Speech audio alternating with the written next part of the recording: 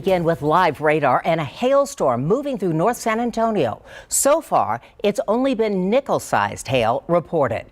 We have team weather coverage, Weather Chief Bill Taylor and meteorologist Paul Morales, both tracking the storms. We'll check in with Paul in the KENS 5 weather truck in just a moment, but let's start first with this. And let's get started, Deborah, with that live radar image. To our north is where the action is most dangerous right now. In fact, you can see the tornado watch that does include Austin, but not as far south as San Antonio. And these storms are firing right along that I-35 corridor. And once you get north of Austin, these storms turn dangerous fast. The thing about a dry line situation with what we're dealing with, storms will fire fast and they turn severe quickly. Now, this cell that we're moving east now of Helotes and about to cross over 281, the one north, that's the one that's producing nickel-sized hail. Again, it's not a warning, but it's right on top of Chavano Park. It's just kind of pulling out of Oakland Estates, and you can see that it's heading towards Hollywood Park. So if you're in Hollywood Park or the 281 corridor, I would definitely get a vehicle under something, because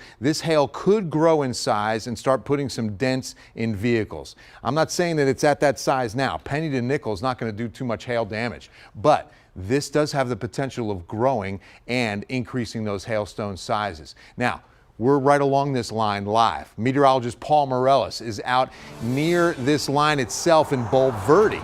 Paul, how are things looking out there? All right, Bill. Yeah, you know, that cell you were talking about, I'm looking at it. It's right here, starting to develop. You know, we were earlier in Bernie. We have the dry line out to the west, moving in, upper level disturbance moving in, but the dew point's just not high enough in the 50s. The dry line very diffuse, not a lot of forcing, and so very weak. But as all this activity is moving into the San Antonio area, Bulverde, and then off towards Austin. By the way, you can see that thunderstorm has really developed off to the north there towards Austin. So I'm going to be watching these. You know, we've had all the factors are there for severe weather. There's a new tornado watch just a couple of miles down the road here, Hays County and also into Blanco County and then northward from there. But some of these storms still have the potential to produce some hail, as you were talking about a while ago.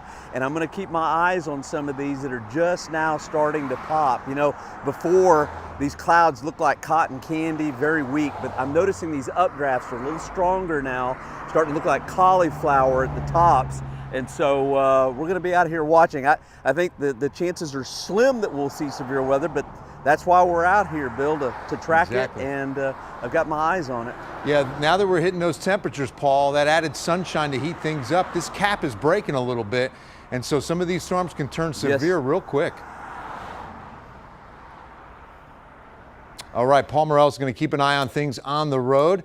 I'll also keep an eye on things, of course, here from studio. So coming up in a few minutes, what we expect moving forward into the evening hours with this, of course, thunderstorm potential. Deborah?